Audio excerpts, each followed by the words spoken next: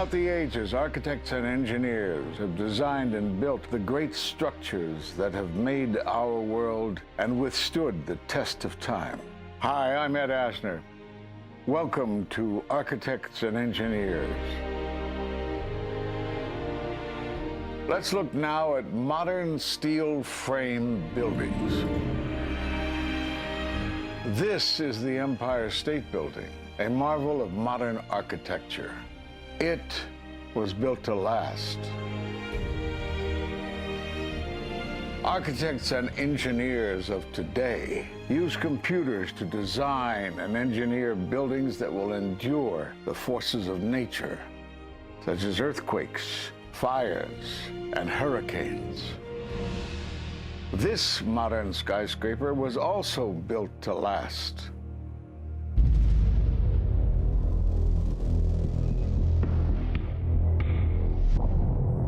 We've seen buildings completely destroyed like this before, but only when done intentionally. Danny Jowenko is the expert on this in Europe. What did he say?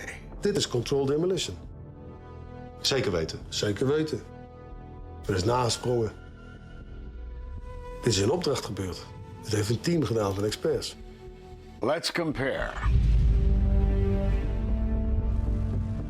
Explosives are used to demolish buildings like this in just seconds.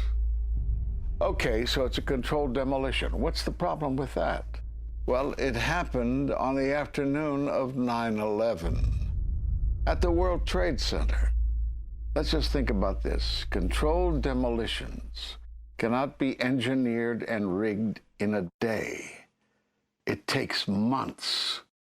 And therefore, this event must have been planned in advance.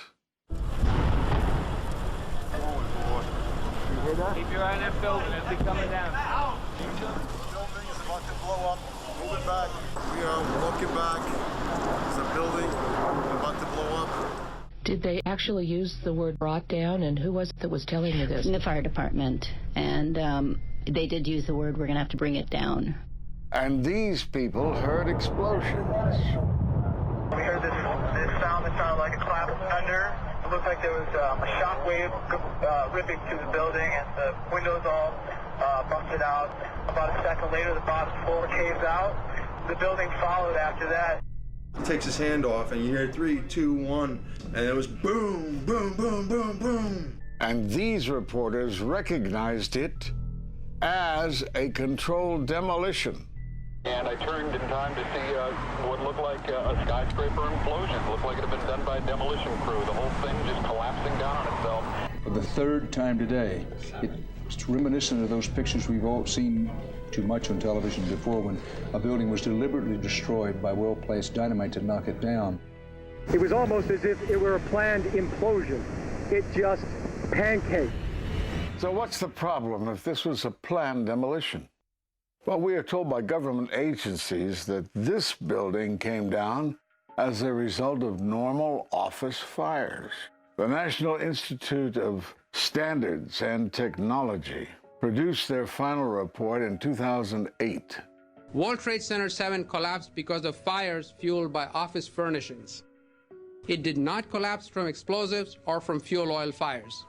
But what do you think brought down the building? And what caught my eye is more than 1,300 architects and engineers examine the evidence about Building 7's collapse and disagree with the official report issued by the National Institute of Standards and Technology. I certainly am much more open-minded about it than I was, and it is because of the involvement of the 9/11 families and all these engineers and architects. You are about to hear from architect of 23 years, Richard Gage AIA, member of the American Institute of Architects and founder of Architects and Engineers for 9/11 Truth. Now there are more than 1,500 architects and engineers who say that it could not have been brought down by office fires. They are backed by 9/11 family members who are calling for an independent, unbiased investigation. I'm Richard Gage. Fires have never before caused the collapse of any skyscraper. even though there are numerous examples of much hotter, larger, and longer-lasting fires in these buildings. And in the case of Building 7, the fire that NIST said started the collapse had actually burned out over an hour before. It could not have caused the collapse, as NIST claims. Yet this 47-story, modern steel-framed skyscraper, which was not hit by an airplane, collapses mostly into its own footprint like a house of cards, as fast as a bowling ball falling off the side of the building, in just under 7 seconds. Listen to the experts. Building number 7 descended in free fall for the first 100 feet, which means that there was absolutely no resistance to the descent whatsoever. NIST has admitted it went into free fall for 8 stories. And going from motionless to free fall instantly, that's a bothersome part of the puzzle because NIST never explained it.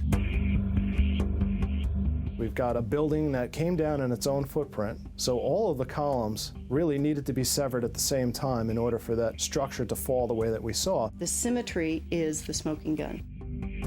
The whole building completely comes down in one continuous motion. There couldn't have been any structural resistance. According to NIST, the failure occurred at column 79 on level 12. They're talking about a single columnar collapse or failure that resulted in a total collapse of the building. It is possible that you could have a local failure as a result of a connection failing. But the likelihood of that failure dragging the entire building in such a fashion that all the columns would fail at the same time is an impossibility. Impossibility? Yes. What I saw, it was a classic implosion. The center of the core, the penthouse area, starts to move first, and then the building follows along with it. I'd like to know why NIST excluded the document from FEMA in Appendix C that documented the evidence of melting steel. Why is this forensic evidence not being included in the report? In an office fire, you cannot generate enough heat to melt steel. And yet we have evidence of molten iron. R.J. Lee Company, USGS, and Dr. Stephen Jones's work, all three separately found these microspheres.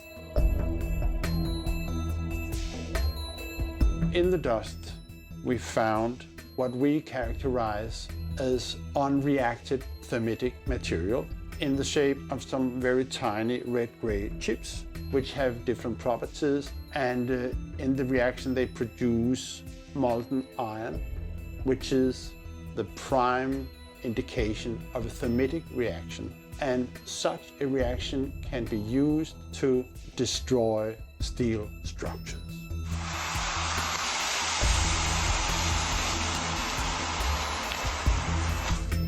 What we have found is a modern version of thermite, which we call nanothermite. There were these iron microspheres present in all of the dust samples that needed to have been formed in extremely high temperatures. I've independently seen thermitic activity within 2 separate independent samples of World Trade Center dust. My contention, based on finding thermite residue in the dust, is that it happened before. It didn't happen after in the fires that ensued in the rubble pile afterwards. All the characteristics of the microspheres tell me that thermite was involved in melting those steel beams. So thermite, if it was present at the World Trade Center and created this molten metal that so many witnesses and photographic evidence shows, would also explain the fact that the fires could not be put out at Ground Zero. The only thing that is consistent with all of the evidence that we have that could cause such a thing is the use of thermite to cut through the steel. You'd get down below and you'd see molten steel. Molten steel running down the channel rails. Like you're in a foundry. Yeah. Like lava. Like it was lava. From a volcano. Well, the manual gets into thermite, and if it says if you have melted steel or concrete, which we had on 9/11. We should test for it. This fused element of steel, molten steel and concrete and all of these things all fused by the heat into one single element. We're asking for an investigation that follows national standards. There's no excuse to not test for this. If terrorists use explosives in '93, why didn't we test for them? If all these witnesses heard explosions, why aren't we testing for them? NIST concedes that they found no evidence for explosives. So then we asked them, well, did you look? And they said, no, we did not look for explosives or residues of explosives. So the preconceived notion of NIST is that there's no evidence for explosives, and so there's no point in looking.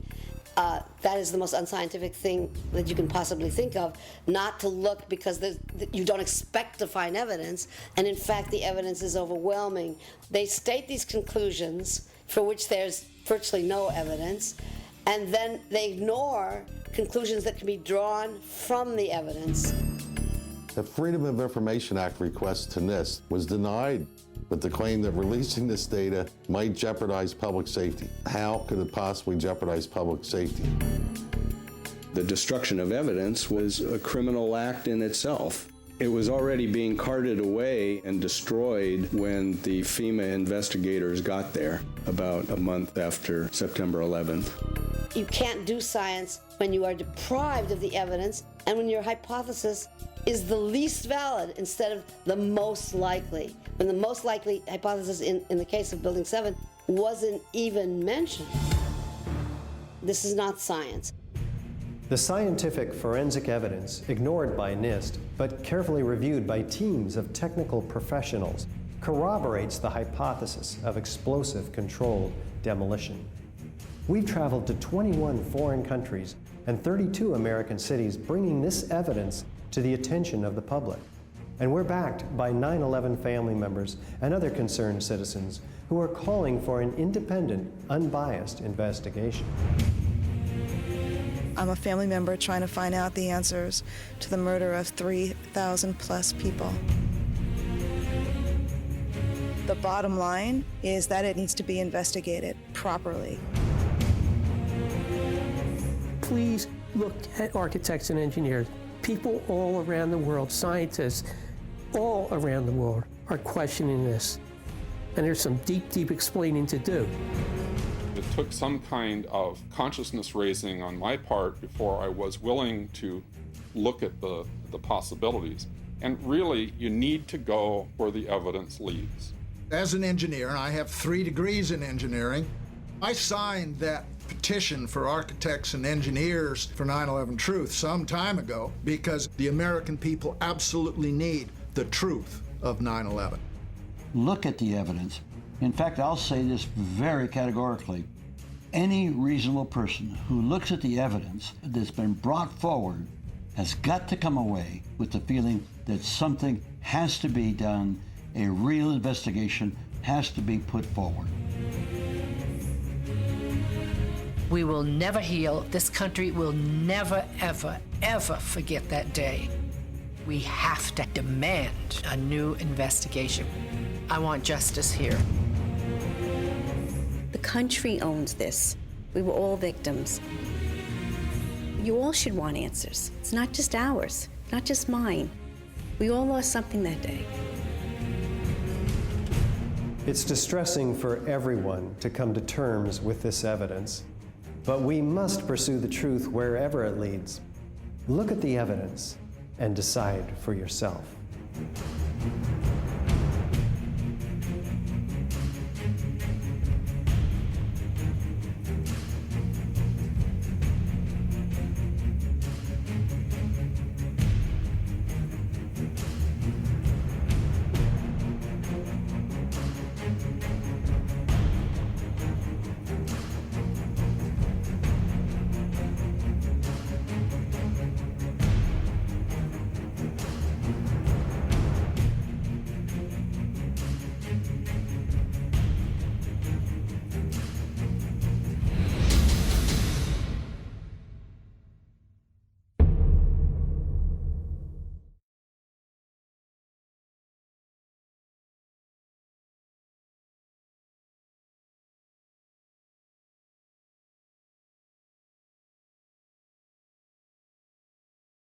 First, let the technical truths emerge.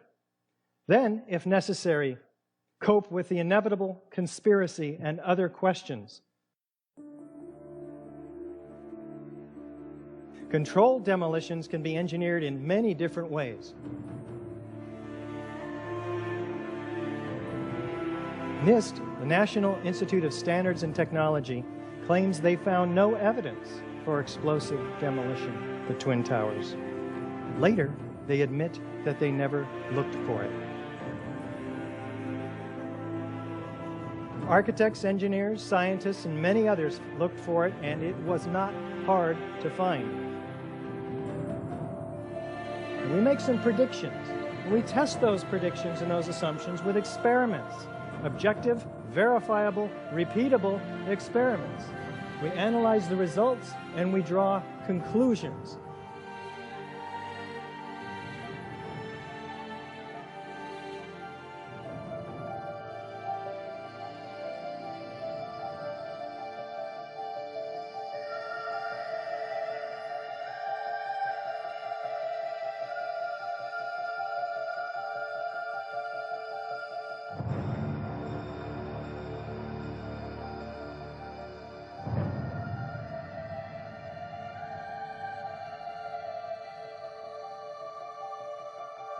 I think I know an explosion when I hear it.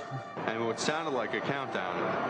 And at the last few seconds, he took his hand off, and you heard 3, 2, 1, and he was just saying, just run for your life, just run for your life. And then it was like another 2, 3 seconds, you heard explosions.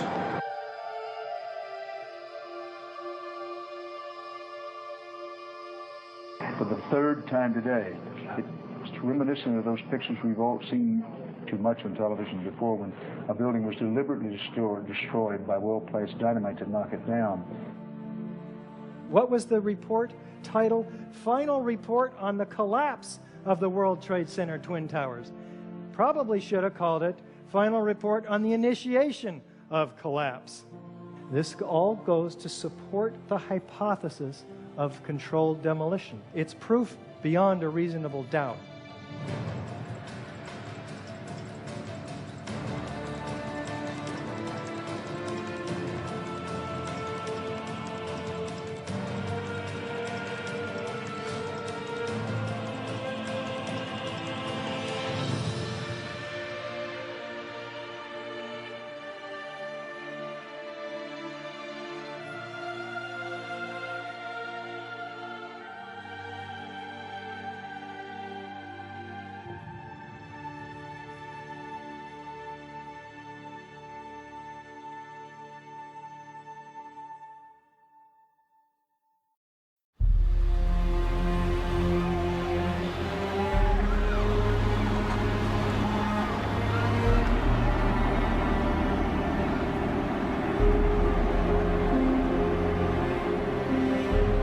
I don't want to be involved in conspiracy theories. There are lots of them. They can go on. We can speculate on that forever. What we really need to know is how those buildings came down. World Trade Center 7 collapsed because of fires fueled by office furnishings. It did not collapse from explosives or from fuel oil fires. To undermine scientific integrity is to undermine our democracy. This is what NIST has done, denied and ignored crucial evidence. The American people absolutely need the truth of 9/11. More than 1,500 architects and engineers and 12,000 others, including many scientists, have signed the petition calling for a scientific investigation of the destruction of the Twin Towers and World Trade Center Building 7. The report, issued by the National Institute of Standards and Technology, referred to as NIST, was not valid science.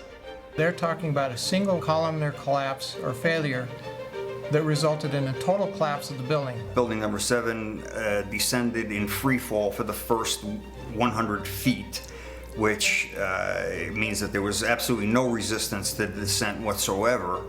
So all of the columns really needed to be severed at the same time. The symmetry is the smoking gun. NIST has admitted it went into free fall for 8 stories. You don't need to be an engineer or an architect to see what happened to those buildings. Dus dit is controlled demolition. Zeker weten. Zeker weten. What I saw, it was a classic implosion. The center of the core, the penthouse area, starts to move first, and then the building follows along with it. NIST excluded the document from FEMA in Appendix C that documented the evidence of melting steel. In an office fire, you cannot generate enough heat to melt steel. There were these iron microspheres present in all of the dust samples. They needed to have been formed in extremely high temperatures.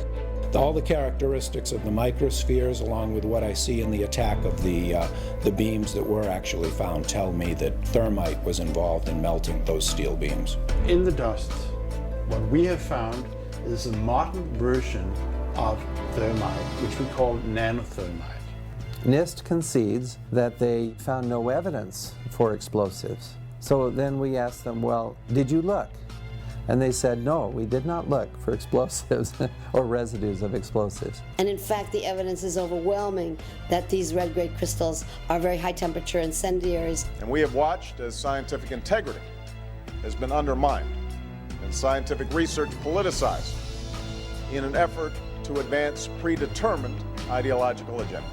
If this is a crime, I think everybody agrees it's a crime.